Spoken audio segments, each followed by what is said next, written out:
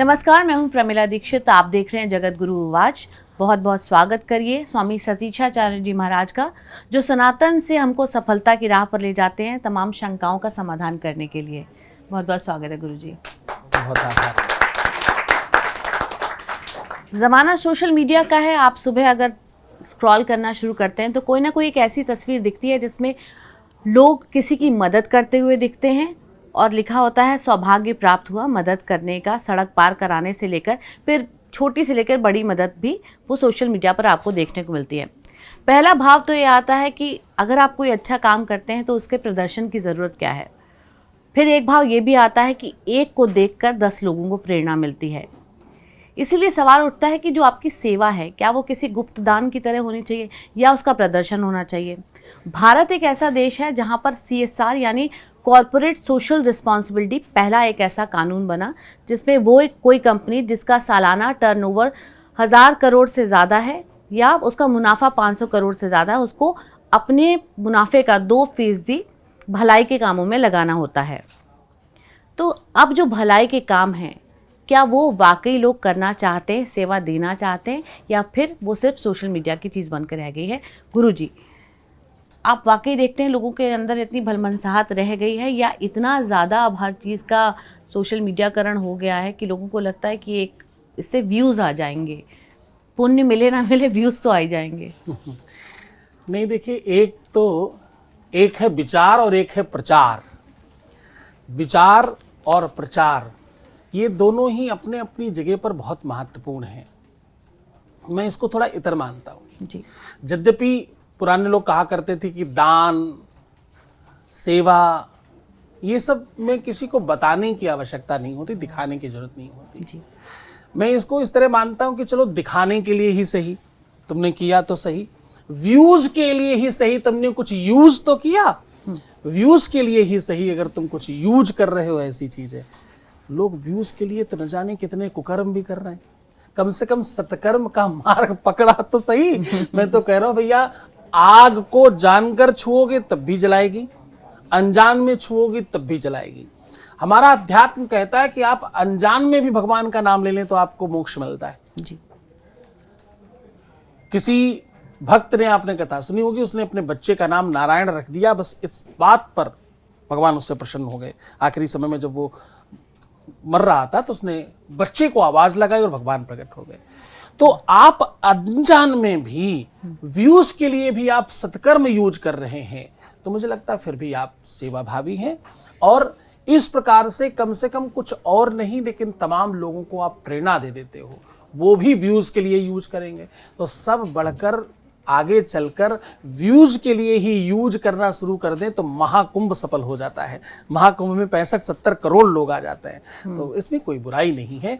जिस तरीके से दवाई को शहद में डालकर खिलाया जाए अथवा ऐसे ही दे दिया जाए, जो जैसे खा ले, मैं दोनों ही तरफ से समझता हूं कि दवाई तो अंदर चली गई कम से कम।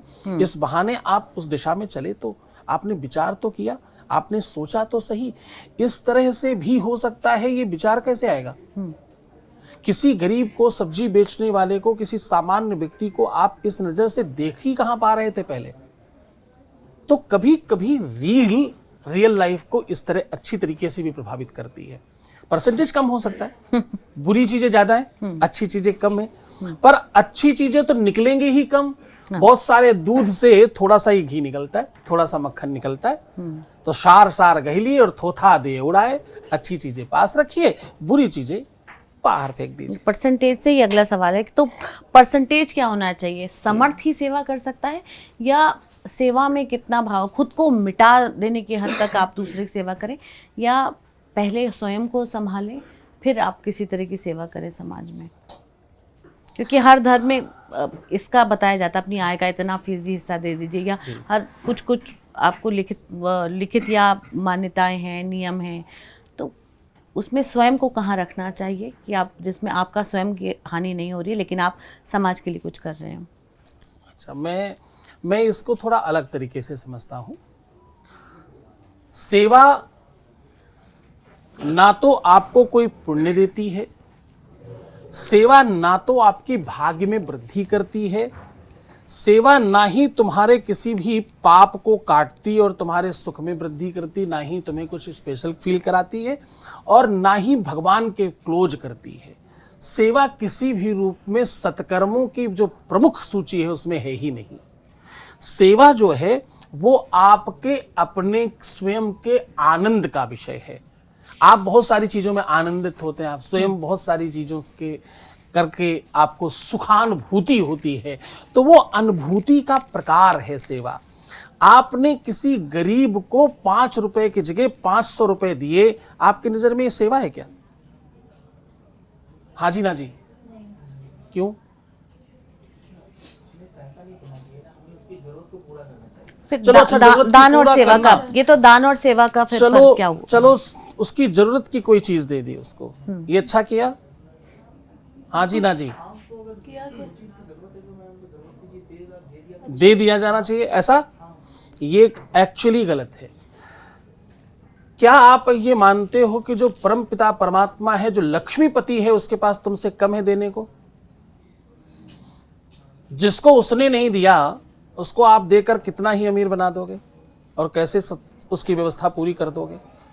ध्यान रखना, सकल पदार्थ हैं जगमाही, कर्म ही नर पावत नाही। तुम दोगे भी तो उसे यूज नहीं करेगा, वो उसके भाग्य में नहीं है, उसकी किस्मत में नहीं है, उसके कर्मों में नहीं है, उसके जीवन में नहीं है। कारण क्या है कि आप किसी भी अभाव की मान्यता से अभाव में हैं। अभाव नहीं है कुछ भी, किसी भी मान्यता में आप अभावित हैं। अभाव जैसा कुछ नहीं होता। ऐसा दुनिया का कोई भी व्यक्ति नहीं है जो कुछ भी नहीं कर सकता।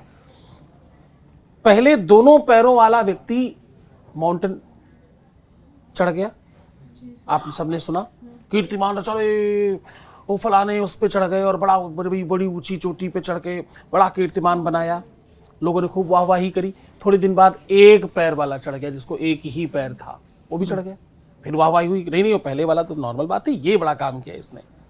थोड़े दिन इसकी वाहवाही हुई, थोड़े दिन बाद दोनों पैर जिसके नहीं थे वो भी चढ़ गया। ये सब गूगल पे। अब इसकी वाहवाही हुई, तो अगर दोनों पैर नहीं होने के बावजूद वहां चढ़ा जा सकता, तो ये चौराहे पर कौन लोग हैं जिनके दोनों पैर हैं, जिनके दोनों हाथ हैं? कर्मठता क्यों नहीं, शिक्षा क्यों नहीं, व्यवस्था क्यों नहीं, वो विचार क्यों नहीं, वो सूझबूझ क्यों नहीं? हम अमीर बने हैं, क्या ये उसकी कृपा है? हम ठीक हो गए, हम पढ़ाई किए, हमने मेहनत करी, हमने परिश्रम किया, हमने बेहतर कुछ बना लिया, ये उसकी कृपा है? वो करना ही नहीं चाहता, उसको व्यसन करना है, उसको टाइम पास करना है, उसको खराब चीजों में मन लगाना, उसको बुरी चीजों में मन लगाना। ऐसी जगह आप सेवा करके हासिल कैसे कुछ करेंगे? ये आपका आत्म आनंद है। सेवा आप जो की भी श्रेणी कर रहे में हैं। क्या क्या आता है फिर? हाँ? सेवा की श्रेणी में क्या क्या आता है? सेवा की श्रेणी में बस वही आता है कि जो आपके विकास में जिसका योगदान है, जिसने आपको बनाया है, उसको वापस करो भाई। जिससे लिया है उसे वापस करिए, बहुत सीधा तरीका है ना। आपने हमसे कोई चीज ली तो आप हमको वापस करेंगे। हमारे माँ बाप जिन्होंने हमको बनाया है, हमें किसने निर्माण किया? प्रकृति। हमारे माँ बाप ने। सबसे पहला अधिकार किसका है? हमारे माँ बाप का। और उस माँ बाप वाले उस वृक्ष का अधिकार पूरा है। पहले आसपास के अरेंजमेंट्स को बेहतर करिए, वहां अच्छा कीजिए। मतलब आप दुनिया भर में बांटते घूम रहे हो और आपके घर में व्यवस्था ही अगड़म बगड़म है। आपको दूसरों की रील देख करके सड़क वाली चीजें तो ठीक लग रही, वहां तो जाकर के आप सेवा कर रहे हैं, घर में नहीं करना चाहते। घर में आप 12 बजे सोकर उठेंगे, घर में झाड़ू लगाने में आपको तकलीफ है।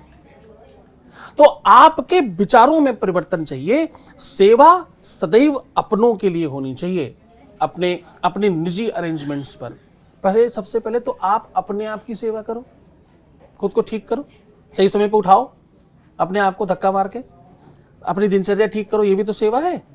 राष्ट्र के प्रति आपकी सेवा क्या है?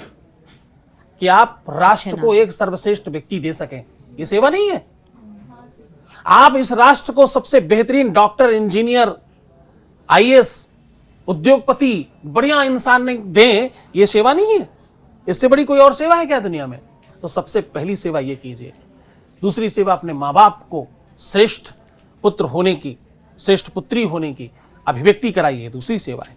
फिर आपके और तमाम रिश्ते हैं, आपके पति है, पत्नी है, मित्र हैं, आपके भाई बहन हैं, आपके बंधु सखा हैं, आपके तमाम रिश्तेदार हैं, इन सब की सेवा कीजिए और परस्पर उस व्यक्ति की मदद कीजिए जहां आपको लगता है कि आपकी मदद से बड़ा भारी परिवर्तन हो सकता है। कोई बच्चा पढ़ रहा है, केवल और केवल पैसों के अभाव में वो पढ़ ना पाए, उसकी पढ़ाई रह जाएगी, वहां बिल्कुल मदद करनी चाहिए। उसमें 100% प्रकृति में अगर कहीं कुछ दोष दिख रहा हो, ये सनातन धर्म ही दुनिया का पहला ऐसा धर्म है जहां गुरुओं को सिखाने के लिए भी शिष्य आगे आ जाता है। भगवान को भी सिखाने के लिए भक्तों ने लाठी उठा ली और आंख ऊपर करके बात की कि तुम गलत हो भगवान, यहाँ ईश्वर तुमने ये गलत किया है, ये नहीं करना चाहिए। संतों ने सदैव यही किया, महात्माओं ने सदैव यही किया। आप क्या समझते हो, जब कोई गुरु, कोई संत तुम्हारे माथे पर हाथ रखकर तुम्हारी किस्मत की लकीरें फेर देता है, बदल देता है, बेहतर कर देता है, तो वो प्रकृति से झगड़ा करता है, वो भगवान से झगड़ा करता है कि तुमने इनके नसीब में अच्छी चीज नहीं लिखी, गलत किया, ये इसमें ये होना चाहिए। तो आप उसमें काम करें, वो सेवा प्रकल्प है। प्रणाम गुरु जी। मेरा सवाल ये है कि आपने अभी सेवा के ऊपर इतनी सारी बातें कही, तो आपके अनुसार सेवा का सही अर्थ क्या है, और अगर उसकी कोई परिभाषा देना तो आप क्या देंगे? सेवा का सही अर्थ, एक्चुअली तो सेवा आपका अपना निजी धर्म है। सेवा एक ऐसी परस्पर सोच है, एक ऐसा विचार है सेवा जिसमें जो आपको विनम्र बनाती है, विनम्रता सेवा है। जब आप किसी के सामने झुकते हो तो आप विनम्र कहलाते हो। सेवा सबसे पहले विनम्रता देती है। आप सिख समुदाय में जाइए, उनके यहाँ क्या कहते हैं कितना ही बड़ा व्यक्ति हो, आपको मालूम वहां सेवा के लिए काम क्या मिलता है? सबसे पहला काम क्या मिलता है? कोई सिख समुदाय से हो, जूते रखने के, जूते पॉलिश करना। आए हुए लोग, उसमें कौन गरीब है, कौन अमीर है, कौन अच्छा है, कौन बुरा है, किसके जूते महंगे, किसके जूते सस्ते, इससे कोई मतलब नहीं है। जूते साफ करना, उसमें पॉलिश करना पहली सेवा है। लोगों को इस दिशा में दिखाना कि तुम कितने ही बड़े हो जाना, सेवा के लिए तुम्हें सबसे नीचे झुकना पड़ेगा। सेवा आपको प्रदर्शन नहीं सिखाती, सेवा आपके विचारों का दर्शन दिखाती है। सेवा वो नहीं है जो आप दिखाने के लिए करते हैं। जब आप किसी के पैर दबाते हैं तो बड़े सारे तरीके हैं, आप फटाफट करके खत्म करते हो, और दूसरा तरीका जब आप उसको दबाने के लिए पकड़ते हो, उसका एहसास करते हो उसके दर्द का, और आप दबाते हो। सेवा आपके भाव, आपके विचार, जो भावों को, तुम्हारे विचारों को, तुम्हारी मानसिकता को, तुम्हारी रहनी को, तुम्हारी निजता को, तुम्हारे नेचर को, तुम्हारे व्यक्तित्व को और तुमको बेहतरीन बना दे, उसका नाम सेवा है। महाराज जी, जैसे सिख समुदाय में जो जूते पॉलिश करते हैं या जो भी सेवा देते हैं, तो उसमें पुण्य भी उनको प्राप्त होता है या सिर्फ वो चीज़ आत्म आनंद के लिए है, खुद के आनंद के लिए? हाँ, अच्छा प्रश्न है। सबसे पहले आपको समझना पड़ेगा कि पुण्य होता क्या है, वो क्या पुण्य है जिसको लोग पुण्य कहते हैं, ये शब्द है क्या? कहाँ मिलता है पुण्य? पुण्य किधर रख के दिया जाता है? कौन से बैंक में जमा कर दिया जाता है? पुण्य है क्या? उसे कभी यूटिलाइज किया जाना हो तो कैसे करें? पुण्य, मान लीजिए हर चीज एक इन्वेंट्री है, तो पुण्य की इन्वेंट्री कहाँ है? और क्या मैं उसे अपने सुविधाजनक तरीके से इस्तेमाल कर सकता हूं? क्या मेरे पास जो भी है उसे मैं सुविधा के हिसाब से यूटिलाइज कर सकता हूं? क्या पुण्य ऐसी कोई व्यवस्था है कि जब मैं चाहूं तब यूज हो, जब मैं नहीं चाहूं रुका रहे, वहीं होल्ड रहे? नहीं, आज मुझे नहीं चाहिए, आज रोके रखो। पुण्य जो ये शब्द है, ये आपकी सबकॉन्शियस माइंड की शक्ति का नाम है। आप अपने आप को बनाने की दिशा में और बेहतरीन रंग रोगन करते हैं। घर और मकान में पेंट करना मकान का पुण्य है। क्या है? उसकी साफ सफाई करना पुण्य है मकान के लिए। तुम्हारे जीवन में जब तुम सेवा प्रकल्प करते हो, जब तुम कुछ ऐसा काम करते हो, जब ऐसी कोई भावना से संलग्न होते हो, तो आप अंतःकरण में स्वयं में उस विचार से जुड़ते हो, उस दिशा से जुड़ते हो। आप एक बात बताओ, 2 हाथ पैर वाला व्यक्ति अमीर है और 2 ही हाथ पैर वाला गरीब है, ये कैसे होता है? क्या कारण है? पढ़ा लिखा ही, बहुत पढ़ा लिखा व्यक्ति भी गरीब हो सकता है, और बिल्कुल पढ़ा लिखा व्यक्ति भी नहीं अमीर हो सकता है। ये क्या है? बस वो विचार, वो मानसिकता, वो सही समय का निर्णय लेने की क्षमता, वो तुम्हारे अंदर वाले जो बल्ब हैं, वो सही समय पे जलते रहें, एक भी बल्ब फ्यूज नहीं होने पाए। आपको पता वो बल्ब को दूसरा बल्ब ही रिपेयर करता है। परमात्मा ने क्या अरेंजमेंट किया है, आपके घर का बल्ब बुझ जाए तो आपको दूसरा लाकर लगाना पड़ेगा, अंदर बुझ जाए तो दूसरा बल्ब दूसरे बल्ब को ठीक कर देता है। वो जो बल्बों को ठीक करने की प्रतिक्रिया है वो यही सब कुछ है। इसी से झटका लगता है, इसी से चटका लगता है, इसी से अंदर एनर्जी जाती है और इसी से तुम जागृत हो जाते हो। वो जागृति ही पुण्य है। पुण्य वो एनर्जी है, वो लाइट है जो अंदर के बल्बों को जो फ्यूज हो चुके हैं उनको ठीक करती है जाकर, और वो सब विचारात्मक तरीके से होते हैं। आप कोई देश हित की बड़ी बात देखो कि तुम्हारे देश के साथ ये बुरा हुआ, ऐसा होना चाहिए, तो आप जागृत हो जाएंगे, आपके पूरे शरीर में करंट फैल जाएगा। कोई भी ऐसी चीज देख ले, पूरा शरीर एक्टिव हो जाता है उसको देखते ही। तो आप सोचिए, वो विचार आपके अंदर प्रवेश कर गया तो, वो पूरी तरह से अंदर प्रविष्ट कर गया तो, आप कर्म में लेकर के आ गए तो, पहले देखा, पहले सुना, फिर महसूस किया, फिर स्पर्श कर लिया, फिर करके देख लिया, तो 100% आपके विवेक ने मान लिया। लोकेशन, सिचुएशन सब चेंज हो गई अंदर, तो बल्ब सारे ही जल गए। यही पुण्य है। नमस्ते गुरुजी, मेरा सवाल ये है कि आज के समय में सेवा और समर्पण की आवश्यकता क्यों बढ़ गई है आपके हिसाब से? अच्छा, सेवा समर्पण की आवश्यकता नहीं बढ़ी है, सेवा समर्पण की दिशा में प्रचार बढ़ गया है। सेवा पहले ज्यादा होती थी, सेवा कम होती है, अब प्रचार ज्यादा हो रहा है। प्रचार और विचार ये दोनों अगर बराबर मात्रा में हो तो जीवन अच्छा चलता है। केवल प्रचार ही होगा, विचार होगा ही नहीं, तो इसका कोई लाभ नहीं है, इसका किसी तरह से कोई बेनिफिट नहीं है। दूसरा, इस प्रकार के किए हुए प्रचार से लोग कुछ ही क्षण के लिए प्रभावित होते हैं, लेकिन जो विचारों के साथ प्रचार किया जाता है उससे सदियों के लिए लोग प्रभावित होते हैं। जिस भी दिन किसी सेवा भावी की व्यवस्था इतनी विशाल और बड़ी हो जाएगी कि लोग देखकर, केवल रील में नहीं, जिस दिन नग्न आंखों से, अपनी खुली आंखों से, अपने ओपन आइज से जाकर के जब वो स्वयं प्रत्यक्ष रूप से देखेंगे, उस दिन वो सदी तक, कई सदियों तक, कई 100 सालों तक उस सेवा प्रकल्प का प्रभाव दिखता है। तो अभी बढ़ी नहीं है, उल्टा कम हो गई है और ज्यादा करने की आवश्यकता है। सेवा की भावना पहले से 87-88% डाउन हो गई है। अब लोगों में सेवा की भावना नहीं है, सेवा नहीं करना चाहते। अब किसी भी तरह से कोई भी व्यक्ति किसी के लिए कुछ नहीं करना चाहता। अब वो भाव समाप्त हो गए हैं। किसी के सरदर्द पर कोई शीश पर आकर पीछे से हाथ रखकर सहलाना शुरू करे तो वो सेवा प्रकल्प दिखता था, वो प्रेम दिखता था, वो समाप्त हो गया है। क्या वो भाव जगाया भी जा सकता है? क्योंकि परिवार में इस तरह तो ये कोशिश शुरू से की जा सकती कि बच्चों के अंदर वो भाव हो। और सेवा की जहाँ तक बात है, क्या सेवा में हमेशा उसके पीछे दया, करुणा, दुख की भावना होनी चाहिए कि आप किसी को दुखी देख रहे हैं या किसी को दयनीय ही देख रहे हैं तब आप उसकी सेवा कर रहे हैं? किसी सक्षम की, समर्थ की सेवा भी संभव है क्या? मुझे लगता है कि सेवा वो प्रवाह है जो ये नहीं देखता कि वो किसके लिए है। सबसे पहली सेवा धर्मी कोई है तो उसका नाम है नदी। दूसरा कोई सेवा धर्मी है, उसका नाम है वृक्ष। सेवा स्वधर्म कहता है कि आप अपनी निजता से बहते हैं और उसमें सबको लाभ देते हैं। सेवा किसी व्यक्तित्व की मोहताज नहीं है, सेवा किसी व्यवस्था की मोहताज नहीं है। आप जब दया, करुणा और किसी को दीनहीन देखकर सेवा कर रहे हैं, ये सेवा नहीं है। इसमें तो तुम्हारा अभिमान है कि तुम उससे ज्यादा बड़े हो।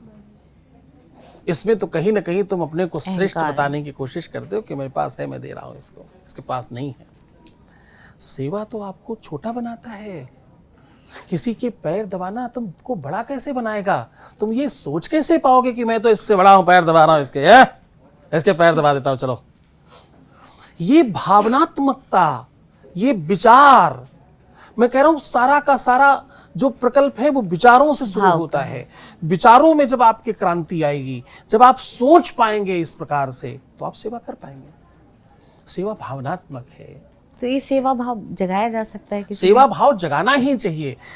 अगर किसी को उन्नति करना हो, अब देखो इतर बात बता रहा हूं आपको, अगर किसी को उन्नति करना हो किसी को बहुत धनवान होना हो, किसी को बहुत श्रेष्ठ होना हो, दुनिया में बड़ा नाम करना हो, किसी भी फील्ड में सफल होना हो, तो चाटुकारिता बंद करो, लोगों के पीछे भागना बंद करो, इधर उधर के रिलेशन बनाने बंद करो, वो 3-5 करने बंद करो, एक ही काम करो, अपने जीवन में सेवा धर्म की स्वीकृति को बढ़ाओ, अपने को सबसे बड़ा सेवक बनाओ।